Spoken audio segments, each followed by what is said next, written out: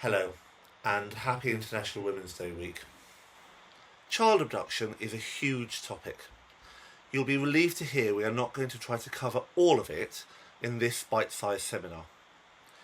Instead, we've asked the question, what do you need to know in the first 3 hours after you're confronted with a client complaining that her daughter has been abducted either to or from England and Wales? I will give you an overview, thinking a little bit about what you need to know when the client first walks through your office door, showing you resources for working out whether it's a Hague Convention or Non-Hague Convention case, and how effective the Hague Convention might be in the particular country you're dealing with, and finally dealing with two absolutely crucial concepts in this area: habitual residence and forum non conveniens. After that, Rachel Francis will deal with the practicalities of abduction to and from non-Hague Convention countries, and finally Grace Cowell will deal with Hague Convention countries.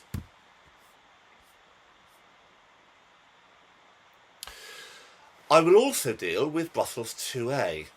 In fact, let me deal with that now to wake you all up a bit. It's gone.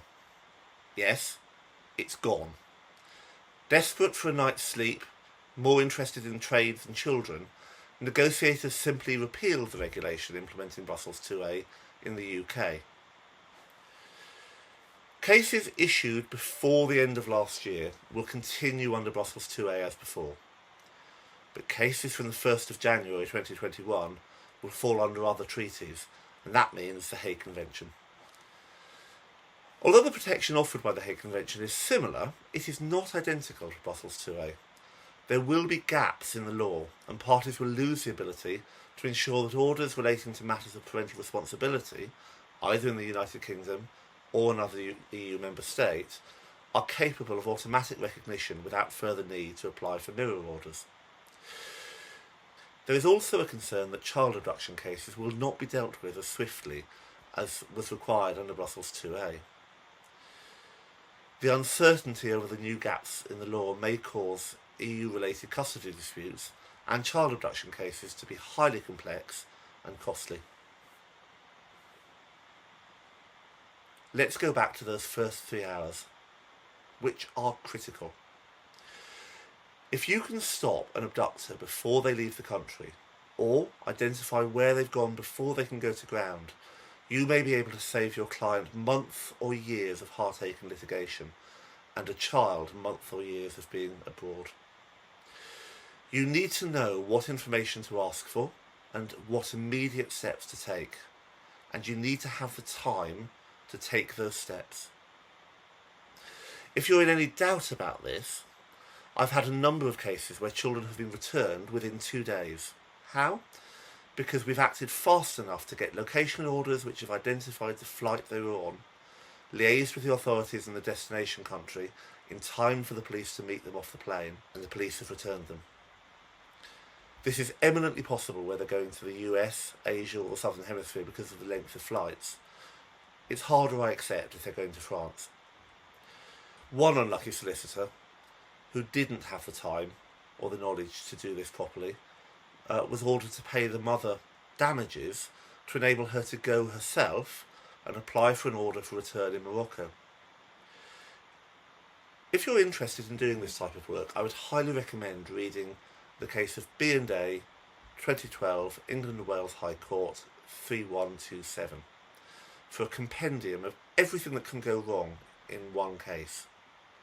It is also a very good summary of your duties when making without notice applications in children cases.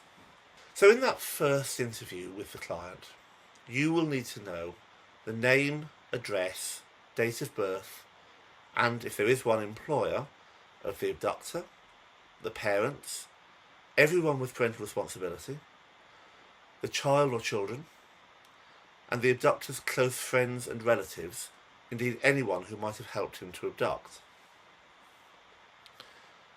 You need a history of where the child has lived, and if possible, his or her previous addresses. You need to know how your client and the child came to be in the UK, if indeed they've come to the UK. You need to know where the child might be taken if abduction has occurred. What countries does the abductor have links to? You need to obtain details of any threats to abduct that have been made and the circumstances in which they were made. That means where, when, who witnessed it, what the context was. You need mobile and landline phone numbers, addresses and email addresses of anywhere where the child might be. You need social media accounts of the potential abductor and their family and friends. You'd be surprised how often people boast on them or put up photographs of themselves with the child pretending to pick up the Taj Mahal for their friends. In a recent case I did before the High Court, it was a care case in fact, the local authority came rather a cropper on this point. There was one father, two mothers and 9 children. My client, the mother, kept her children with her.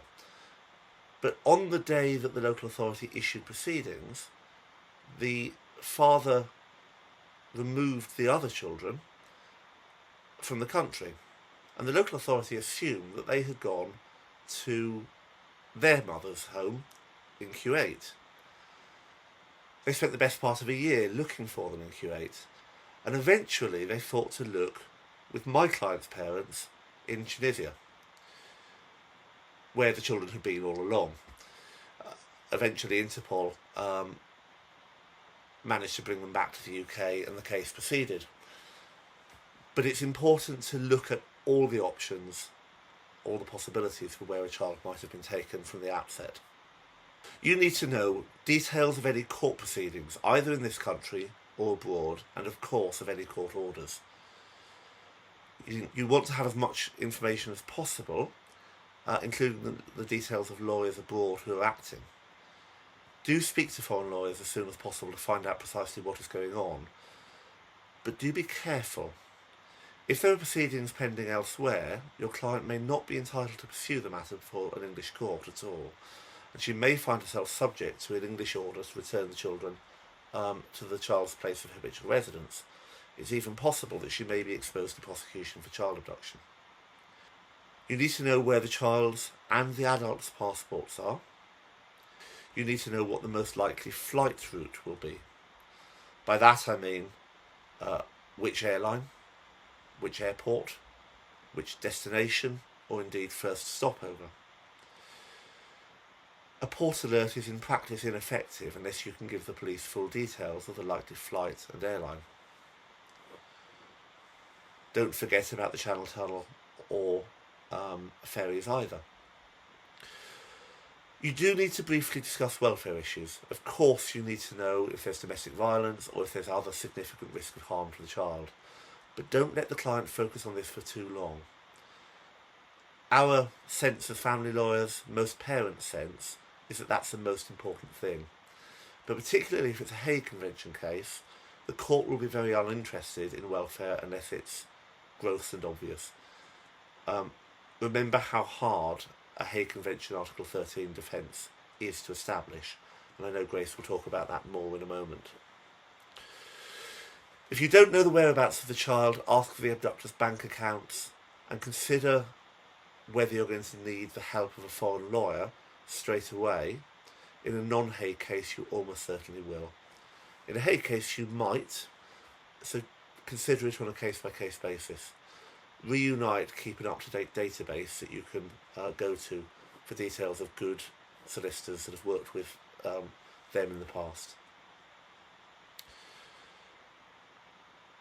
Consider whether or not this is a Hague Convention case. The Hague Convention on Private International Law website, hcch.net, is an excellent resource for finding out whether a country is a signatory and what the particularities of that country are. We can see that it has the text of the convention itself in full.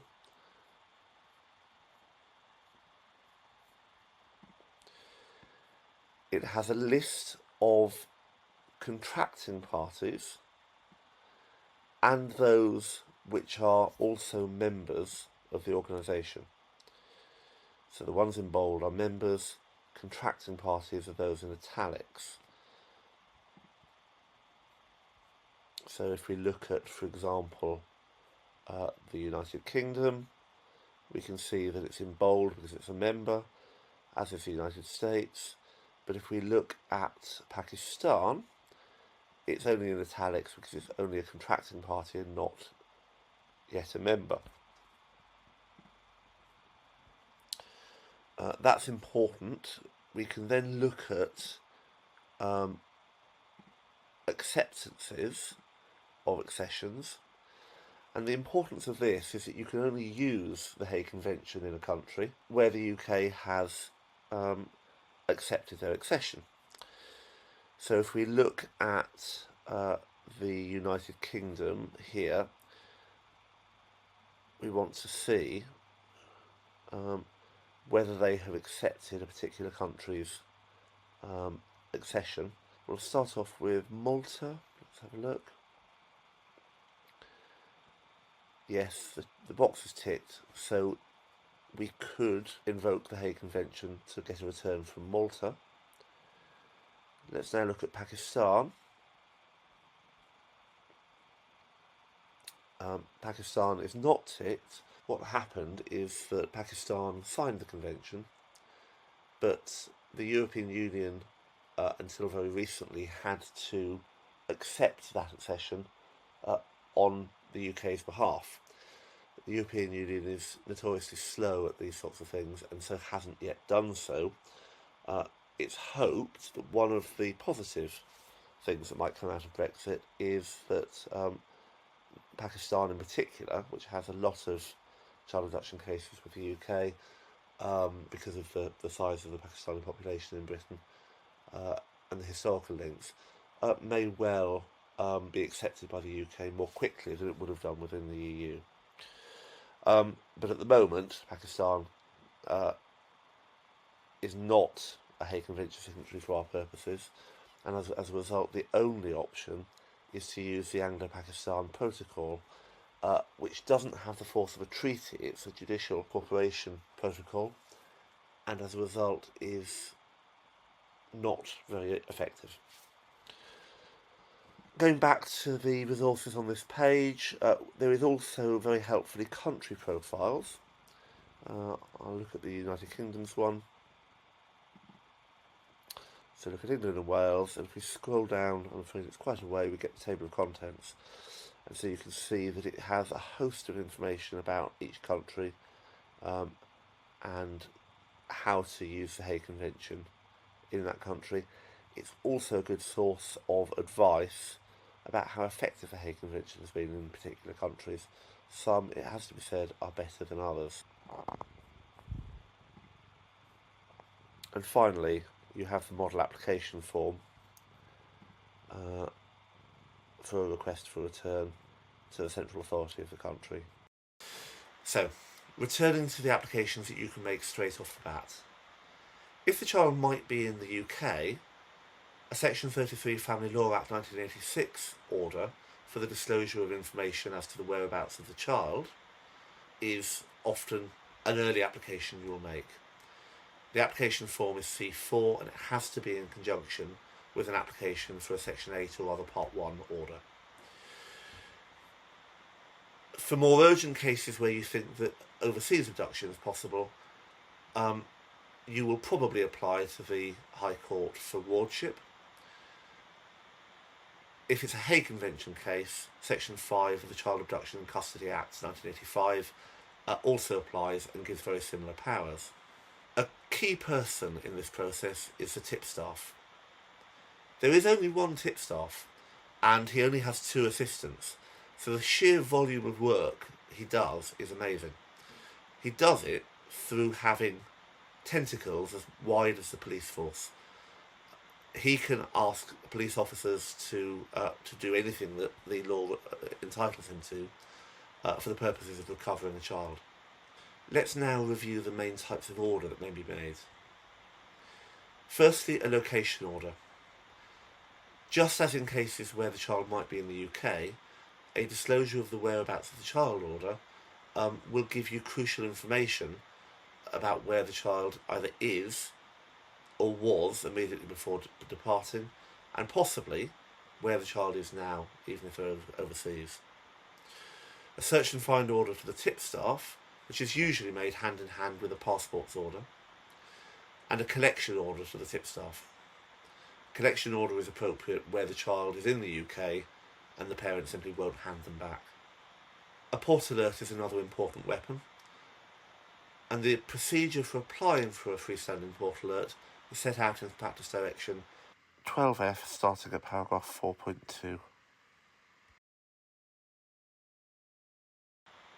If the port alert forms part of a location order or a collection order, the tipstaff will often alert the authorities, but you ought to do so as well for belt and braces. If a port alert is sought without a court order, then contact should be made with the National Ports Office based at Heathrow Airport, and the telephone number is on the screen. Almost all of the orders that you will want to apply for in that initial round of applications are included in the family court standard orders.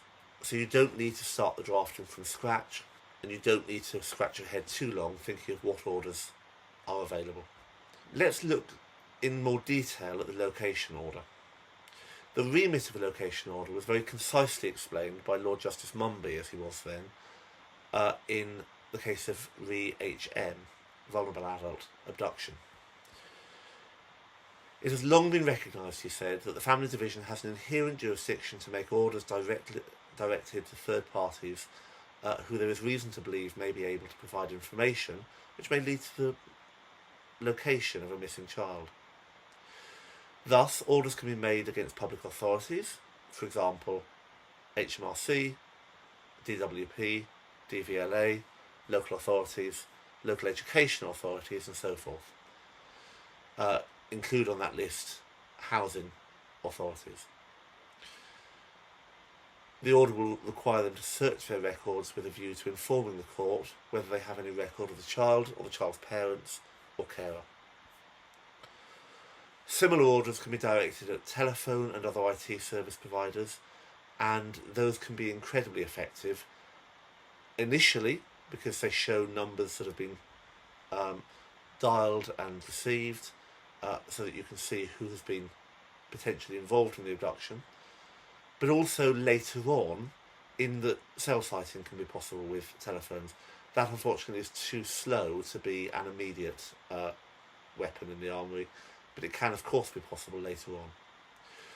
Banks and other financial institutions' records can show where money is being drawn, and usually will include the location of that, so that you can see not only what country a person is in, but the town or the locality they're in. You can make orders against airlines and other travel service providers with a view to finding out whether the missing child has in fact left the jurisdiction, when and to what destination. And of course, you can direct these orders at relatives, friends and associates of the abducting parent. A common order is for non-parties to disclose the whereabouts of the child, and if they fail to do so, an order can be made for the non-party to attend the High Court to be cross-examined under threat of contempt for a breach. Lord Justice Mumby clarifies that it's not limited to people who have been involved in facilitating the abduction. It can apply to a mere witness who may assist. An order can be made against the abductor's solicitors. Solicitors are obliged to disclose the child's whereabouts, if directed, or where the child is subject to a secret find or wardship order. This trumps their legal privilege. The NHS can be compelled to disclose the name of the GP of the abductor, or indeed any information it has on their whereabouts, and the court may dispense with service on a party in order to avoid tipping them off. Indeed, an order to restrain tipping off is often appended to an order intended to locate a child for obvious reasons. The court may also order publicity. I represented a guardian not long ago, and the child who I represented still complains when either I or the guardian see her about the terrible photograph the police splashed all over Twitter and social media trying to find her. I'll now turn to the key concept of habitual residence. This applies to all areas of child abduction, whether it's to a Hague Convention or non-Hague Convention country, and indeed applied in the days of the Brussels 2A regulations as well. The most useful case to have at your fingertips is the case of A and A, and Lady Hale's judgment in particular at paragraph 35 to 36. Much of what is in there is now established law from other cases, but it's an extremely good summary, and in most cases it is enough.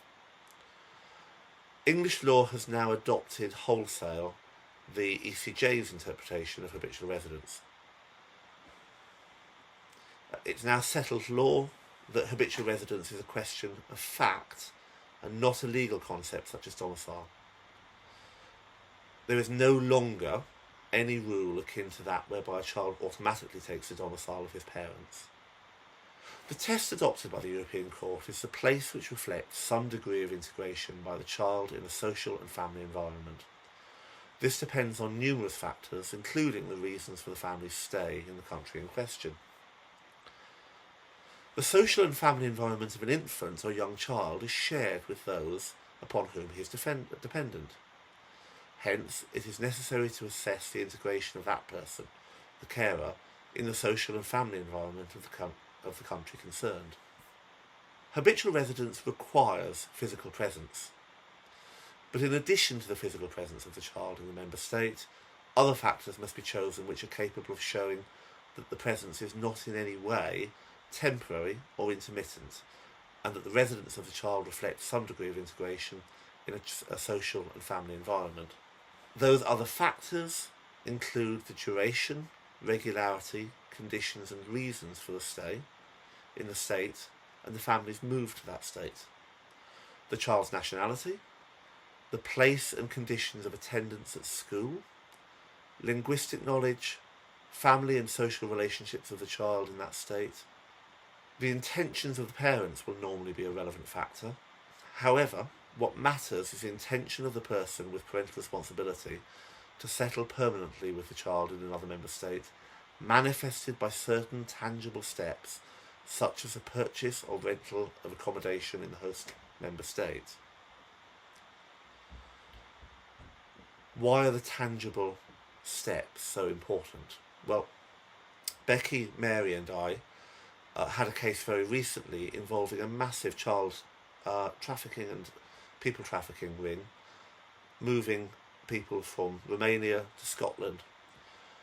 And the question arose whether the parents, who were very significant in this organisation, were living in the UK and therefore the children were habitually resident in the UK, or whether they were simply staying in the UK temporarily. They had gone to the local authority and said, we intend to remain in the UK. We want school places here and we are planning on staying for good. We then wanted to argue for return of the children who were by this time in care proceedings to Romania. When we made the application, of course, the local authority produced what they had said to the local authority. As it turned out, the parents hadn't bought a property or even rented a property in the UK. They were staying with family members. They hadn't registered with new GPs. They hadn't cancelled the old school places in Romania. Really, they hadn't done anything to integrate themselves or the children in the UK. And on that basis, despite their intention having been stated to be to remain in the UK, the court agreed with us that they should be returned to Romania straight away. And in fact, we returned them to Romania on the day when flights were stopped from the UK to Romania because of COVID-19, and there was an awful rush to try to get them back by 7 o'clock that night. The duration of a stay is a relevant factor, but it's not determinative. It's important to distinguish habitual residence from mere temporary residence. That normally requires an adequate degree of permanence. Occasionally, habitual residence can change on the day when you arrive in the new country. More often it takes time to integrate oneself into that country's society. In exceptional circumstances, a person may have no habitual residence. There's a very interesting case on that, re T, where the parents, I think the mother in that case, had been arrested and subsequently deported from northern Cyprus. The deportation, and indeed the mother's criminal behaviour, had ruptured her connections with that state profoundly and fundamentally. The fact that you haven't yet established habitual residence in a new country is not the exceptional circumstances which would mean that you would not have habitual residence anywhere. Re B emphasised that a child is the centre of the exercise when his or her habitual residence is being evaluated. It will involve a real and detailed consideration of the child's day-to-day life, experiences, family environment, hobbies, interests, friends, and an appreciation of what adults are most important to the child. The case was famous for the seesaw analogy, which was a helpful visual aid to the process by which habitual residence is gradually lost in an old jurisdiction as it is gained in a new one. However, Re-M counsels against the model, causing disproportionate focus on the family's historic roots. It is the current circumstances which are relevant. Finally, I will deal with the second key concept of forum non conveniens. This is relevant in non-Hague Convention cases. Re K is your best source of procedure for forum non conveniens. The court will first determine whether or not the court in England and Wales has jurisdiction. Once it is decided that the court in England and Wales has jurisdiction, one party may seek a stay of the proceedings to allow proceedings to progress elsewhere. Technically, the proceedings don't disappear, but nothing will happen on them until a fixed point, usually the conclusion of the forum proceedings. At that point, usually the proceedings will be dismissed. The principles for arguing forum non conveniens are set out in the case of Spiliada. Lord Gough of Chieveley's speech in that case can be summarised as follows. The burden is on the party seeking to stay proceedings to establish that it is appropriate to do so. The applicant must show not only that England is not the natural or appropriate forum, but that there is another available forum which is clearly or distinctly more appropriate. In looking at other forums, the court would look to see where the case had the most real and substantial connections in terms of convenience, expense, and availability of witnesses. If the court concluded there was no other convenient and available forum, it would not normally grant a stay. If, however, there was another which was prima facie more appropriate, it would normally grant a stay unless circumstances militated against it, and then the burden shifts to the other party to show why. I did a case very recently which in fact was mentioned in Parliament as the example for why the extraterritorial provisions of the Domestic Violence Bill should be introduced.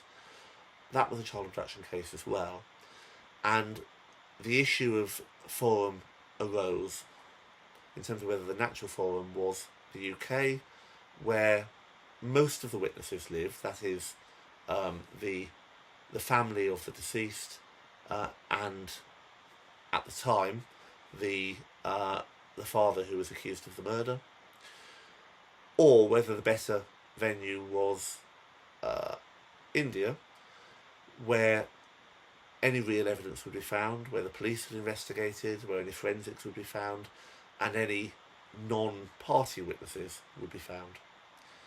And you can imagine that deciding between those two groups of factors was quite a difficult exercise for the court to engage in. Habitual residence is another very important factor in deciding whether this or the other jurisdiction is the natural forum. So too is whether the foreign court is seized of the matters or any matters relevant to the issues, and indeed whether this court can effectively enforce orders. Well, thank you. I will now hand over to Rachel Francis to deal with non-Hague Convention countries.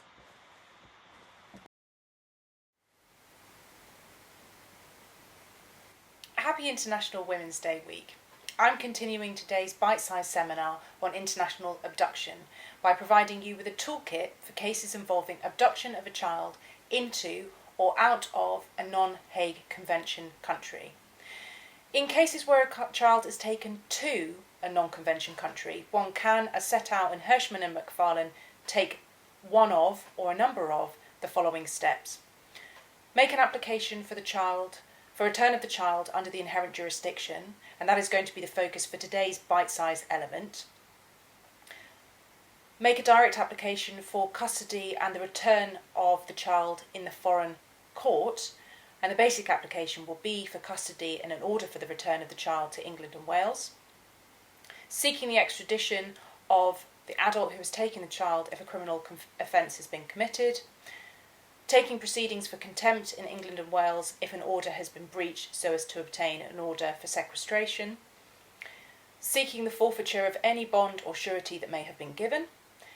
Obtaining advice from the Foreign and Commonwealth Office, and there is specific guidance on this as set out in the President's Guidance, brackets, liaison between courts in England and Wales and British embassies and high commissions abroad, and that is dated the 28th of November 2003. And practitioners can also obtain advice from Reunite, the National Council for Abducted Children, and the advice line and address is readily available online. As stated earlier in my section of this webinar, the focus for today in relation to non-Hague Convention cases is on applications for an inherent jurisdiction order in relation to the subject child or children. Any such application must be made in the High Court of Justice Family Division Principal Registry. Now, before taking on a case of this nature, practitioners must be familiar with the following. Firstly, the practice guidance on case management and mediation of international child abduction proceedings, and this is the practice guidance that was issued by the President of the Family Division on the 13th of March 2018. It contains mediation annexes, but they fall outside of the scope of today's bite-size element. Secondly, the Family Procedure Rules 2010, and specifically the following sections. Chapter 5 of Part 12, which relates to special provisions about inherent jurisdiction proceedings, and the Practice Direction 12F, which is on international child abduction. Within that, Part 3 of the Practice Direction, which relates to non-convention cases, and Part 4, which is general provisions, including urgent applications, challenging return or non-return orders, police assistance to prevent removal from England and Wales, passports, the Home Office, press reporting, and otherwise. Also within Practice Direction 12F is Part 6, which relates to child abduction cases between the UK and Pakistan. Now note there is a link contained in that section which in fact doesn't work, but the document that's referred to is readily locatable on Google. So those are the first and second resources. The third key resource is the key cases. The two key cases I'm going to refer you to are Re N.Y. A Child, Neutral Citation 2019, UK Supreme Court 49, and Re J. A Child, Neutral Citation 2005, UK House of Lords 40. It's also very important for practitioners to be familiar with the form and layout of Form C66, which is the requisite form for issuing proceedings of this type, and that's readily found in an editable format online. Practitioners should also be familiar with the standard form of orders, section 13 of those orders, as they relate to abduction. And there are a plethora of orders from 13.1 to 10 covering telephone disclosure, ordinary disclosure, financial disclosure, attendance, freezing, publication and directions with or without notice. And again at 13.17 to 19 in relation to enforcement and sequestration orders. Crucially, in that section 13 are the orders from 13.20 to 13.24, which are the wardship directions orders, both without notice and on notice, and the same for the Pakistan Protocol cases. Now, it's clear from the breadth of these orders that the court has a very wide range of powers to assist in international abduction cases. And it's important, of course, to be aware of these powers and when and how to use them to achieve the best outcomes for clients. Continuing with the toolkit, we're going to look at the test and principles applicable to removal into and out of non-convention jurisdictions. Firstly, what is the test to be applied? I would refer practitioners here to re-NY a child, and specifically paragraph 49 of that judgment, where it is said, in its determination of an application under the inherent jurisdiction governed by consideration of a child's welfare, the court is likely to find it appropriate to consider the first 6 aspects of welfare specified in section 1.3, and, if it is considering whether to make a summary order, it will initially examine whether, in order to sufficiently identify what the child's welfare requires, it should conduct an inquiry into any or all of those aspects, and if so, how extensive the inquiry should be. So in short, the court should consider the welfare checklist in the Children Act 1989, section 1.3. Now, with reference to the summary order, as per paragraph 49, the case law is clear that if the request for summary return is dismissed, in relation to a further full inter partes hearing, it's necessary for the court to conduct a full evaluation of the welfare issues under the inherent jurisdiction, and to do so in such a manner that allows both parties a fair hearing, which may or may not, of course, require an inter partes hearing. The further guiding principles can be extracted from the case of Re J, to which I referred to earlier. The leading judgment in that case is delivered by Baroness Hale of Richmond, and to be clear in terms of the facts, this is a case in which the subject child, a US, UK, Saudi citizen, had been brought from a non-Hague country, Saudi Arabia, into the jurisdiction of England and Wales, firstly for an agreed period, and thereafter the mother declined to return the child to Saudi Arabia, the home country, when the agreed period had elapsed. I've posed a series of questions, 4 in number, to extract the relevant principles from Re J in an easy manner, and those are as follows. Question 1. Should a child automatically be returned to their home country? I would refer practitioners to paragraph 32 of Re J, where it is said, the most that one can say, in my view, is that the judge may find it convenient to start from the proposition that it is likely to be better for a child to return to his home country, for any disputes about his future to be decided there. A case against its doing so can be made, but the weight to be given to that proposition will vary enormously from case to case. What may be best for him in the long run may be different from what will be best for him in the short run. It should not be assumed, in this or in any other case, that allowing a child to remain here while his future is decided here inevitably means that he will remain here forever. Question 2. How does the court establish which is, or where is, a child's home country? The relevant paragraphs of Re J are paragraphs 33 and 34, where the court considered the degree of connection of the child to each country, and it did so in a common sense way with which the country, in relation to which country the child has the closer connection. Factors such as nationality, where the child has lived for most of his or her life, his first language, race or ethnicity, religion, culture, education, all came into that assessment, as did the length of time spent in each country. Question 3. What about the legal system of that country? What relevance does that have? The answer can be found in paragraphs 37 and 39 of Re J. First of all, it is said by Baroness Hale, like everything else, the extent to which it is relevant that the legal system of the other country is different to our own depends upon the facts of the particular case. And there was some balancing done in paragraph 39 especially of those differentials. It's worth highlighting within that paragraph that it was said the absence of relocation jurisdiction must do more than give the judge pause, brackets, as Mr. Justice Hughes put in this case, it may be a decisive factor. So this means the court must consider whether it's in the best interest of the child to enable this This means that the court must consider whether it's in the best interest of the child for the dispute to be heard in the UK. Fourth and finally, the question, what about the impact on the child's primary carer?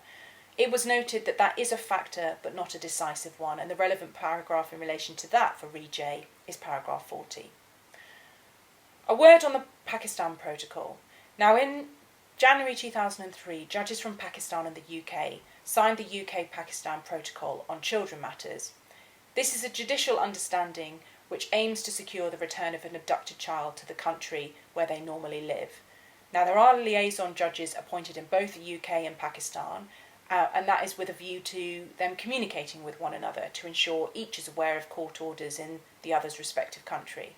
However, it is important to note that the protocol has not been incorporated into the Pakistani law, so Pakistan judges are only able to bear the protocol in mind and are not legally bound to abide by its provisions. So whilst the protocol has not been made law in the UK, its provisions are in line with the usual practices of the courts, so judges can and do make orders referring to it.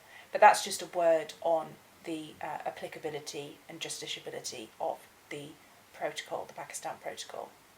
So that, in short, is a roundup of the tools and information to have at your disposal in these cases. In-depth reading is required so that swift action can be taken when a case is referred to you. Thank you.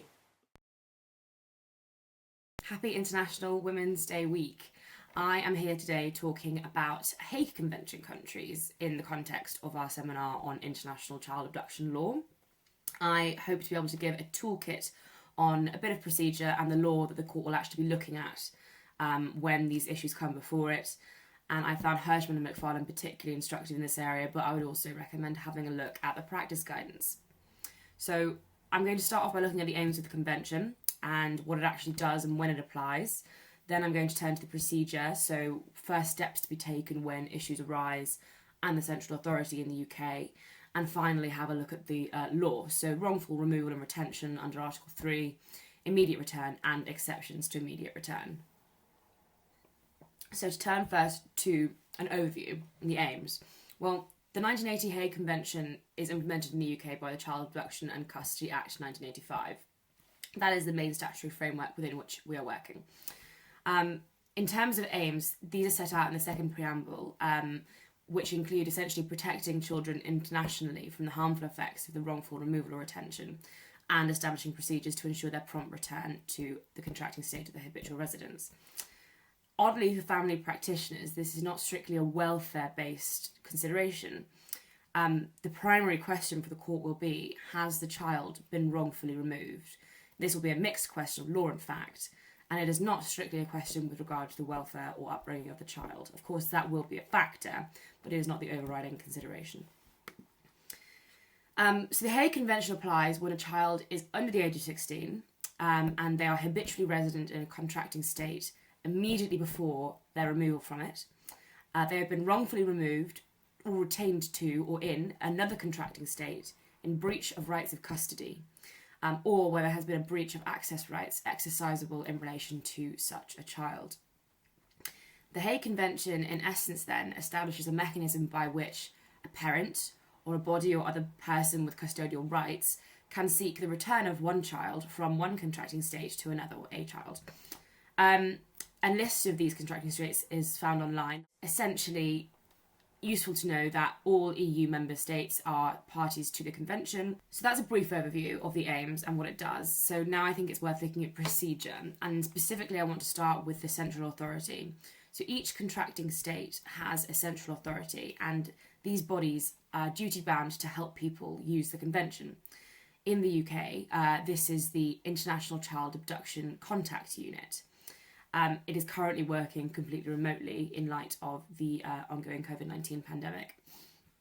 Now, the first steps to take when a child has been wrongfully removed or retained outside of the UK are that you would apply to the central authority. So in the UK, that is International Child Abduction Unit. And now they would apply on behalf of the applicant to the central authority to which the child has been taken. That central authority should then take immediate steps in considering the application, and these can involve but aren't limited to discovering the whereabouts of the child, considering whether the requirements of the convention are fulfilled, instigating judicial proceedings for the return of the child. If the child has been removed from England and Wales to another contracting state, it will be that foreign state as well that determines whether a right of custody under the law of England and Wales has been breached. It will often be useful for that foreign court to be appraised of expert evidence in relation to English law and applicable to the effects of the case. I would consider that at the beginning of the case, obviously, in order to arrange that properly. So what to do? Well, the way that you make this application is to the High Court for an order under the convention. The application must be made in the Principal Registry of the Family Division using C67, application form C67. Details about what should be included in this application are found at Practice Direction 12F, paragraph 2.11. And there are some documents to include as well, so I would definitely have a look at that. A point about time in these cases. Time is really crucial, time management, and doing things very quickly. The central authority has a duty to act quickly, the prosecuting applicant does, and case management directions should be given as soon as reasonably practicable after the start of the case, after the application has been made. Proceedings must be completed within 6 days of the date of the application, and if they are not, then the applicant and the central authority have a right to ask and request reasons from the court as to why this is under Article 11 of the Convention. In terms of the recent guidance published in relation to the COVID-19 pandemic, I would recommend having a look at that as well. There have been a number of amendments made to practice management of these cases, one of the most pertinent being that all applications may now be issued as without notice applications and heard in the Urgent Applications Court. So to move on to law then, and first of all looking at Article 12, which is the mechanism for immediate return. It states that where a child has been wrongfully removed or retained in terms of Article 3, the authorities of that state can order the return of the child forthwith. If the judicial or administrative authority is satisfied that the child is under 16, the child is habitually resident in a country where his return is sought, and that convention applies in that country, the child has been wrongfully removed or retained within terms of Article 3 of the Convention, and at the date of commencement of proceedings, the child has not been away for over a year and settled, then subject to some exceptions that I'll go through in a minute, the authority must return the child, must order the return of the child. Specifically looking at wrongful removal or retention, there are 3 elements of this, whether the removal or retention is actually wrongful in terms of the Convention. The first is looking at whether there's been a breach of rights of custody. The second is that those rights must exist under the law of the state of the child's habitual residence. And the third is that those rights must be actually being exercised at the time of wrongful removal or retention. The terms refer to rights of care, custody, control or guardianship, and the court would essentially establish on the evidence the rights of the applicant, resolve as a matter of English law whether those rights amount to rights of custody within the meaning of Article 5, and then consider whether the removal of the child was in breach of those rights. To turn now then to look at exceptions. I would recommend having a look at the House of Lords decision in Re M and Another, citation 2007 UK House of Lords at 55. The first, as I've already mentioned, is that it's been more than 1 year since the child abduction and the child is settled. But there are a number of Article 13 defences. The first is that the person, institution or other body having care of the child was not actually exercising the custody rights at the time of removal or retention, or had consented to or subsequently acquiesced in removal or retention. The second is that there is a grave risk of harm that his or her return would expose the child to physical or psychological harm, or otherwise place the child in an intolerable situation. And the final is that the child objects to being returned and has attained an age and degree of maturity at which it is appropriate to take account of her views. And within this last point about child objection, there are 3 limbs. So the first is that the child objects to being returned. The second is the age and maturity point, which I've just noted. And after those gateways limits have been established, then the court, thirdly, has a discretion about whether or not to order summary return. And in the case of Re M 2007, EWCA Civ 260 is particularly useful in this regard. If an Article 13 defence is raised, the burden of proof shifts to the party who raises this defence. They must prove that the defence is established, and they prove that to the balance of probabilities, but because the issues are so important, evidence in support of the defence must be clear and cogent. Baroness Hale described the approach of the court to the exercise of discretion in these cases because there is an overriding discretion after the defence is raised, which will vary to case in Re M, and I've just given the citation for that as well, 2007 case.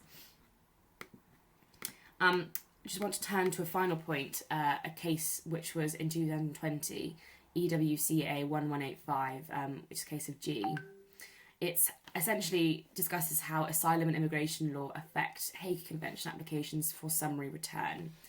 And in this case, the Court of Appeal analysed 4 categories of case based on the status and position of the child to determine whether a bar to the return of the child existed. And the court concluded that any bar applied only to implementation and not to determining or making a return order for summary return. Now, the court set out guidelines on determining or staying an application and held that a child should be joined as a party to the Hague Convention proceedings.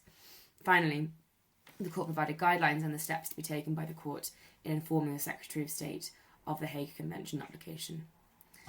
That is all from me. I'm very grateful to see you all here today, and I look forward to having a discussion with some of you later. 'Cause I'm leaving on a jet plane, don't know when I'll be back again. Oh babe, I hate to go.